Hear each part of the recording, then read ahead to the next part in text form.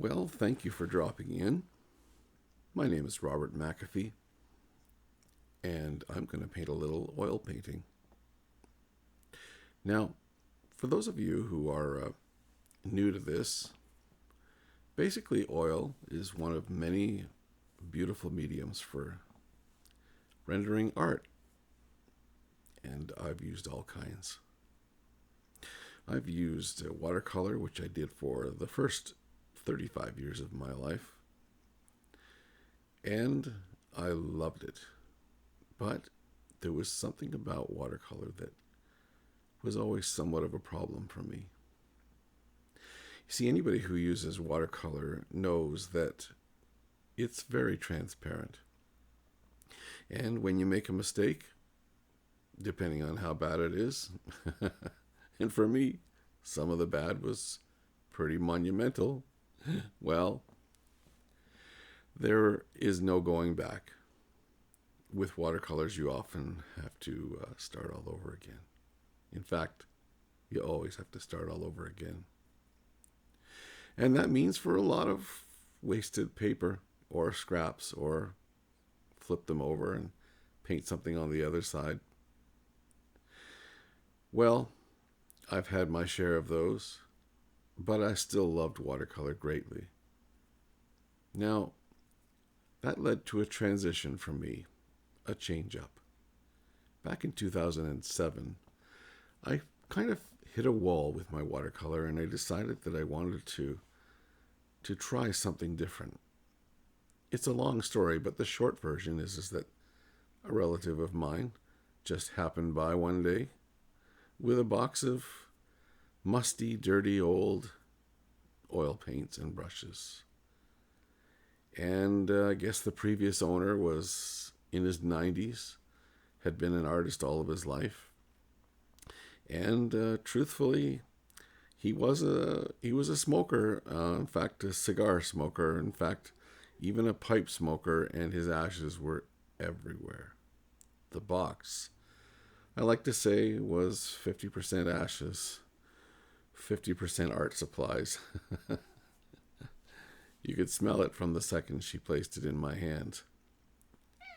But she said, "Oh, sorry, there's Cobalt. There's my kitty coming along to say hello. And here comes Sienna. She'll probably have something to say about the matter, too." But my aunt came along and gave me this box of paint from this older gentleman who, well, he had moved on in life to his reward, I guess you could say. And he had left specific instructions for her to make sure that she gives them to somebody who would make use of those oil paints. Well, here I was at the tail end of 35 years of watercolor painting, and I truthfully didn't have a clue what to do with those oil paints. Not a clue. And when I opened the box, in the first place, I just quickly shut it because I couldn't stand the aroma that wafted from its from its interior.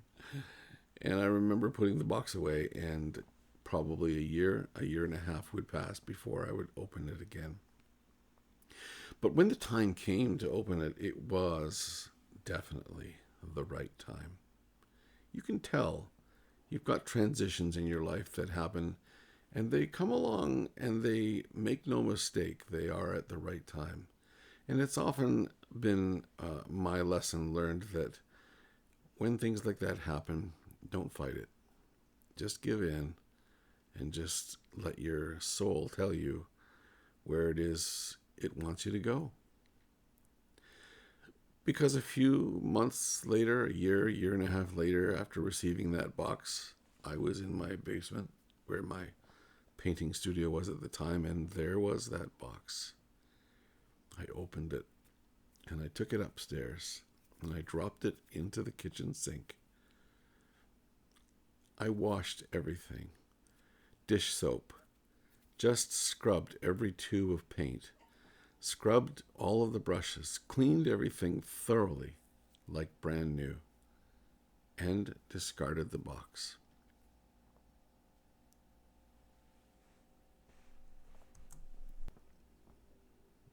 Well then,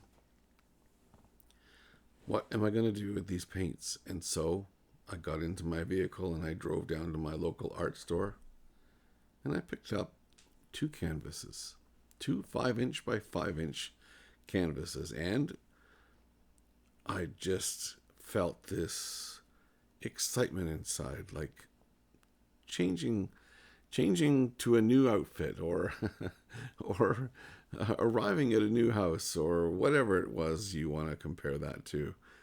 But I couldn't wait to explore. And I opened up the paints and picked up one of the palette knives that the gentleman had placed in the box, now nice and clean and shiny. And I scraped out a little hillside on the far side of a river, and an embankment in front of me, and a sky with blue.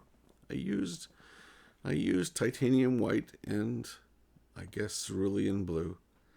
Those two colors were all I could just muster up the courage to work with at that moment. But I really liked what happened.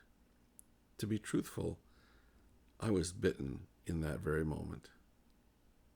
And I just felt like this was it. That change that I was looking for. I think when you dive in the pool and you realize that the water is nice, you tend to want to stay. And that's exactly what happened to me. I started painting every day. I bought more canvases, of course. And over time, my canvases got a little larger and a little larger and a little larger. To the point where today I paint paintings as large as 16 feet, if you can believe. I've painted them 10 feet tall. I've painted diptychs and triptychs. But the most fun for me is what we're doing here right now. This little painting in oil is on what I call, or what is labeled on the package, mixed media paper. The paper is a little thicker than your average watercolor or sketch paper, so it can handle the strength and the thickness of the oil paint. Oh, there's Cobalt meowing at me, saying, "Hey, buddy, you're not paying any attention to us." Well, I love being able to sketch, and I love being able to render out scenes quickly. And I love painting outdoors, and I also love taking photographs outdoors and coming back and painting in my studio, which is what I'm doing right now, with you. And the quicker the sketch, the better for me, because I just want to get my idea, my impression of the location on the surface, and I just want to stand back and look at it and contemplate it. And in many cases, those little ones, they go off into the world and become the property of collectors. But they also become the studies for the larger paintings. And that's what we have here. A beautiful little sketch, which I hope will become something really large. Well, this scene is a little on the stormy side. We're up on the top of a big shield of rocks. This is Ontario, after all, and we live in the Canadian Shield, which is the central northern part of North America. We have a lot of mines, and we have a lot of lakes and rivers and streams, and it's just a beautiful area to paint. And when the sky gets clouded over, the cerulean blue sky in the background and the clouds kind of moving in with the rains, it can make things very dramatic. And I've kept things a little bit on the warm side here with the introduction of the red below and the pinks. It keeps things a little on the cheerful side. And we have those gnarly old twisty pines. Oh, they just grow out of the rocks from the tiniest little roots you've ever seen. It's amazing how they survive. And this is springtime, so a lot of their foliage has fallen to the ground. The needles have turned brown and fallen. And, well, they'll spring out some new ones. Sooner or later, we're going to see them. But they stand against the wind and the rain and the storms. and the ice and the snow. And they tell a story of survival, much like us. All that we've endured in our life, all that we have gone through to become who we are. It is the story of life, and it is the circle of life. And I guess that's what this painting encompasses. It's kind of a philosophical work. Well, I really want to make sure that you know that I appreciate you being here. My name is Robert McAfee. That's with 2 F's and 2 E's. Hey, don't forget to sign your work. You want people to know who did it. And please like and subscribe. It's really a great way to let the YouTube gods know that you're there and that you've watched, and they'll let you know when there's another one coming. And I'll thank you for dropping in on The Robert Painter on YouTube.